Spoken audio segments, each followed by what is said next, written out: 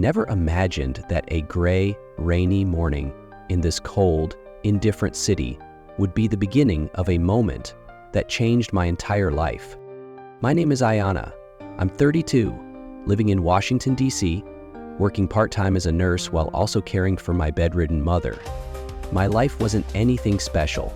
I wasn't famous, I had no power, no one knew my name, and if you passed me on the street, you probably wouldn't look twice. That morning, I had an early shift. The rain was pouring. I was walking to the bus stop with a tilted umbrella in one hand and a bag of food for my mom in the other. My body felt drained, my mind swirling with thoughts about bills, my shift, and whether mom would be able to breathe any easier today. And then I saw him, an elderly white man in a drenched suit, staggering in the middle of traffic. His paper bag had ripped open, and government documents were flying everywhere. His legs shook, like he could barely stand. People just walked past him. They glanced, then looked away. Some mumbled things like, probably drunk, or serves him right. But me, I don't know, something in me stopped my feet.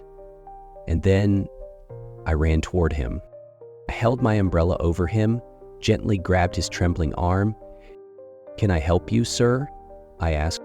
He nodded faintly, breathing heavily. I guided him out of the street and helped him sit on the steps of a nearby building. His hands were ice cold.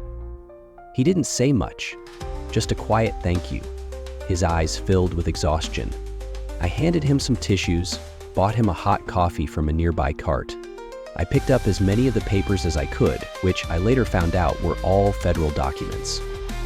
I called a cab, and as he climbed in, I asked if he needed me to come along.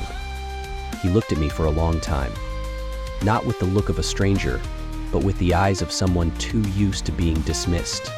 And he said, "If you don't mind, I'd be very grateful." In the taxi, his breathing calmed, we chatted a little. I told him I was a nurse. He gave a small smile and said, "You just did more than most nurses I've ever met." When we arrived, I was stunned. The taxi pulled up to a large federal building, and when he pulled out his ID badge from his inner pocket, his name was Gerald Whitmore, a senior advisor on the Federal Council for National Healthcare Reform. I thought I had wandered into a movie. He looked at me sincerely. "You didn't need to know who I was to help me. That's what makes you special. In a city where everyone looks at each other through business cards." I didn't know what to say. I smiled, wished him well, and left, thinking the story would end there. But 2 days later, while I was working in the ER, a man in a suit walked in with the hospital administrator. Everyone turned to look. And then he looked at me. "Nurse Ayana," he said, "I don't know if you remember me." It was him. He walked up to me in front of everyone and handed me an official certificate of gratitude from the Federal Council, reading aloud a note attached. "This is the woman who didn't see an old man lost in the rain. She saw a human being in need. The world needs more people like Ayana." The whole hospital clapped. I couldn't hold back the tears. But that wasn't the end. A week later, I received an invitation from a major medical organization. It turned out Mr. Whitmore had shared my story in a cabinet meeting, and he advocated for me to receive a full scholarship for medical school. In their internal records, my name was listed as a testament to unconditional compassion. I couldn't believe it was real. Me, the girl who once slept on the floor beside her mother to save on rent, was now being recognized not for achievements, but for heart. Since then, I've told this story, not to brag, not to seek praise, but as a reminder. Sometimes all it takes is stopping to help someone without needing to know who they are, because you never know who they might be or how they might change your life in return. We live in a world that always asks, who is this person? Are they worth it?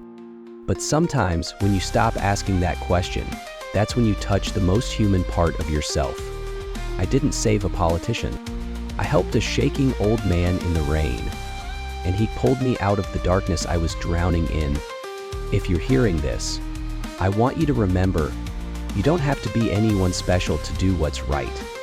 You just have to be human, a human with a heart. Please share this story, not for me, but because you might pass on a spark of hope.